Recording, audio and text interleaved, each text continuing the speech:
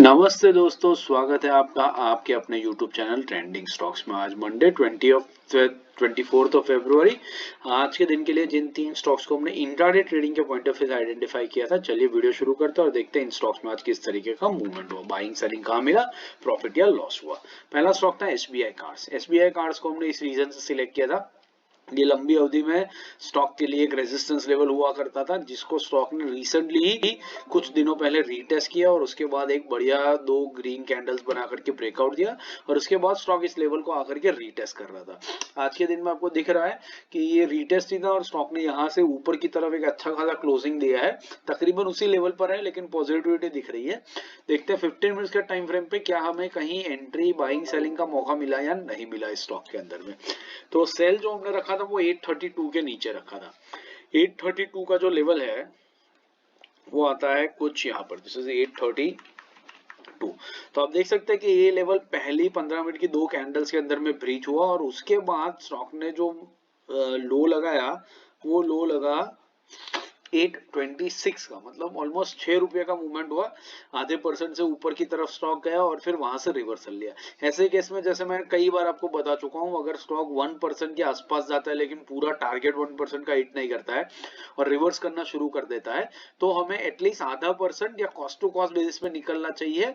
तो यहीं पर आपकी एग्जिट ऑलमोस्ट ये समझ लीजिए 9:45 11 बजे के आसपास में आपकी एग्जिट हो जानी चाहिए थी। आइदर 50% प्रॉफिट लेकर के 0.5% का प्रॉफिट लेकर के, या तो फिर कॉस्ट टू कॉस्ट बेसिस पे। इस पर लॉस लेकर के जाने का कोई मतलब नहीं है क्योंकि स्टॉक एक डायरेक्शन में गया और फिर वहां से रिवर्सल दिया है, तो अच्छा खासा एंट्री ले लेना चाहिए ताकि एटलीस्ट लूज करके आप पैसा ना जाए।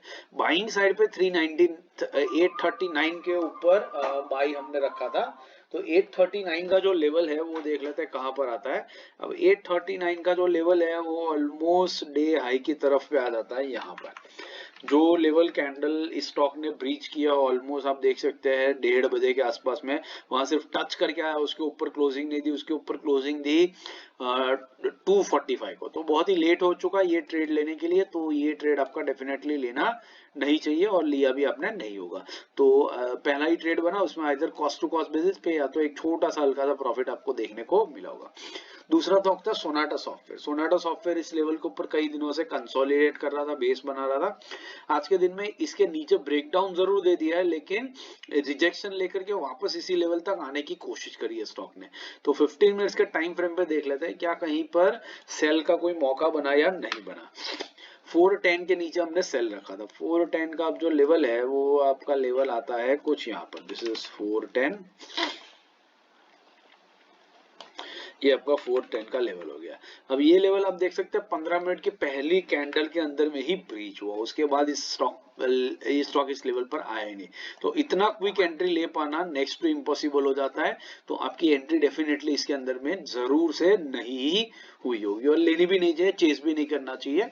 और वॉलेटाइल था इस कैंडल में भी, तो ऐसी वॉलेटिलिटी में पहली 15 मिनट में कभी आप ऑब्जर्व नहीं कर पाएंगे, पकड़ नहीं पाएंगे और पकड़ने की कोशिश भी नहीं करनी चाहिए। हालांकि वहां से अगर मैं दूसरी 15 मिनट की कैंडल की बात करूं तो स्टॉक ने ऑलमोस्ट 13 रुपए का डाउनफॉल दिखाया है। 2 कैंडल्स के अंदर में 13 रुपए का मूवमेंट, ऑलमोस्ट 3% का मूवमेंट यहां से यहां में हुआ है, लेकिन कैप्चर करना डेफिनेटली बहुत ही डिफिकल्ट था।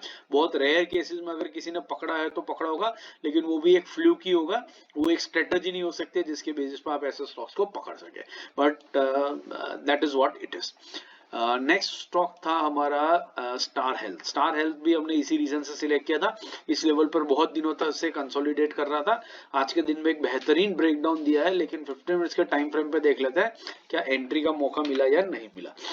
सेल था 383.50 के नीचे। 383.50 का जो लेवल है वो आता है कुछ यहाँ पर, दिस इज 383.50।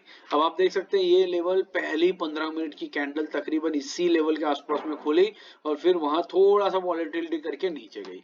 तो अगेन यहाँ पर एंट्री करना मुश्किल हो जाता है। हालांकि मूवमेंट बहुत जबरदस्त हुआ है। उसके बाद देखिए आप स्टॉक ने 369 के लेवल तक का मूवमेंट दिखाया, मतलब 14 रुपीज का मूवमेंट दिखाया, ऑलमोस्ट 4.5% का मूवमेंट हुआ है। लेकिन इतना तेजी से ये मूवमेंट हुआ है, आप समझ लीजिए ये रेड कैंडल जो है ये रेड कैंडल में ही स्टॉक ने तो 3% का मूवमेंट दे दिया।